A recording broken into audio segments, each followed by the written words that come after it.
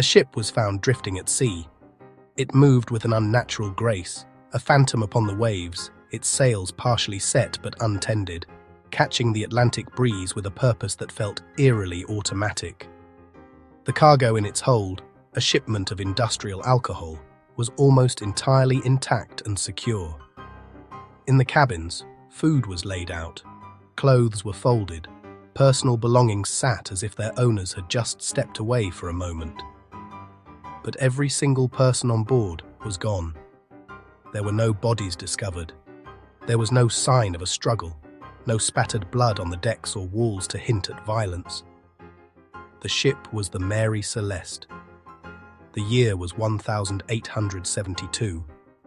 The place was the vast, unforgiving expanse of the Atlantic Ocean, somewhere between the Azores and the coast of Portugal. The first sign that something was wrong was the way the Mary Celeste moved. She sailed erratically, her course unsteady, yawing in the wind, as if steered by an indecisive or inexperienced hand. A ship that glides with such uncertainty in open water is a signal to other mariners, a flag of potential distress. On December 5, 1872, the Dei Gratia was sailing from New York to Gibraltar. Captain David Morehouse, an acquaintance of Briggs, recognized the Mary Celeste and was immediately concerned. The ship seemed to be in trouble, yet she flew no distress signals. As the Dei Gratia drew closer, concern on its deck grew heavier. Crew peering through spyglasses spotted the sails in disarray. Some were set, some were furled, at least one was torn away completely. That damage spoke of struggle against strong winds. Yet the weather was fair. Morehouse and his men hailed the other ship. Their calls echoed across the water. They shouted the captain's name. They called out to the crew. Only the creak of timbers and waves answered. Once aboard the Mary Celeste, First Mate Oliver DeVoe and his men began a systematic search, moving from the open deck into the ship's interior. The scene that greeted them was one of eerie normalcy, frozen in time. The ship was wet, water sloshing in the bilge and between decks, but she was not sinking. The main hatch cover was secure. The forehatch was open, its cover lying beside it on the deck. The lazarette hatch was open, its cover lying beside it on the deck. This suggested a need for ventilation or a hasty departure. The reason was not immediately clear. The ship's single lifeboat, a small yawl, was missing. The davits were empty. They moved toward the crew's quarters first. The cabins were damp and disordered, but not in a way that suggested a violent struggle. It looked like a hasty evacuation, or the effects of the ship being tossed by waves. Sailors' sea chests were in place, containing clothes, tobacco pipes, and money. It seemed that no one had bothered to pack their most essential or valuable possessions before leaving. The galley was similarly undisturbed. There were ample provisions, enough food and fresh water to last for 6 months.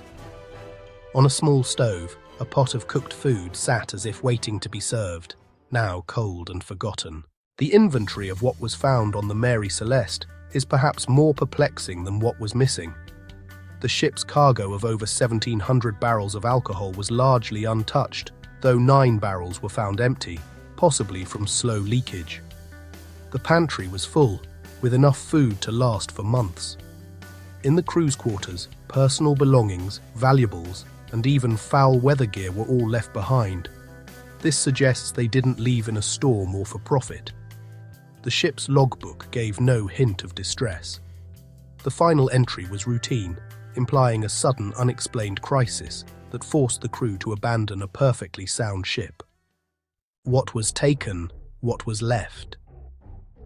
While the presence of so many items on the Mary Celeste was baffling, the few things that were missing are the focal point of nearly every theory about her fate. The most significant missing object was the ship's yawl, a small lifeboat that would have been stowed on the main hatch. The davits from which it would have been launched were empty, and evidence suggested it had been lowered into the water in an orderly fashion. This is the strongest piece of evidence indicating that the crew and the Briggs family abandoned the ship intentionally. They did not fall overboard. They did not vanish into thin air. They climbed into that small boat and rowed away.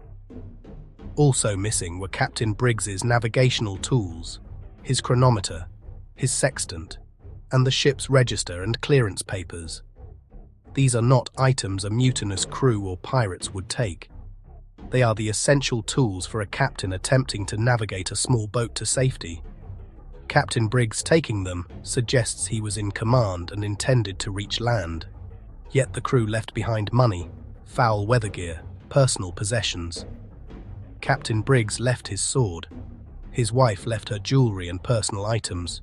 They left behind plentiful food and water on a ship that was, by all accounts, sound and seaworthy. Why take nav tools but not extra food, water, or warm clothing? It reads as a decision made in extreme haste, a panicked reaction. Another detail, the ship's binnacle was damaged. The glass was broken and the compass knocked from its place. The ship's wheel was found unlashed and spinning freely. Some say storm damage, others suspect tampering. Section 6. The disturbing quiet. Among the cold facts and inventories, certain details stand out. Layers of psychological dread build around the Mary Celeste. These are the small, quiet oddities that defy easy explanation. They fuel the most haunting speculations. For instance, nearly 3.5 feet of water in the hold. Not catastrophic for a ship of her size. The 2 pumps on board were found to be in working order. One had been partially disassembled. The other was functional. Why abandon the ship when means to save it remained? The sails and rigging add another layer of confusion. Some sails were damaged or missing. Others were properly set for the conditions. Several ropes hung over the side, frayed and broken. One rope, the main peak halyard, was found broken and trailing in the water. This led to a theory that the crew boarded a lifeboat but stayed tethered. If the tow line snapped, the lifeboat would be cut loose and stranded. Inside the vessel, the stillness was unnerving. The captain's bed lay unmade. A slate in the mate's cabin showed last calculations, abruptly stopped. The galley, food ready, uneaten. This points to a sudden interruption.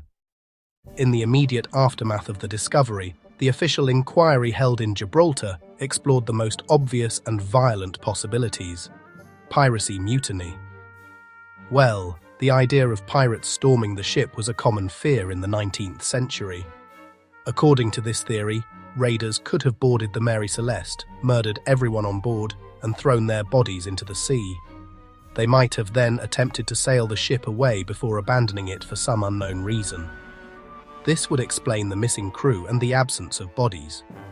However, the physical evidence on the ship itself argues strongly against this scenario. The theory of piracy fails on several key points. Firstly, the valuable cargo of industrial alcohol was largely untouched. Pirates were criminals motivated by profit. Leaving behind such a lucrative haul makes little sense.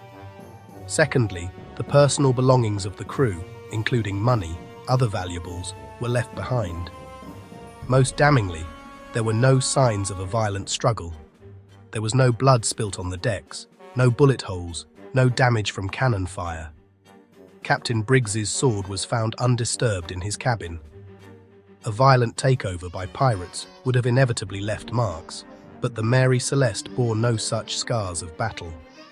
The second theory, that of mutiny, was also heavily considered by the court in Gibraltar.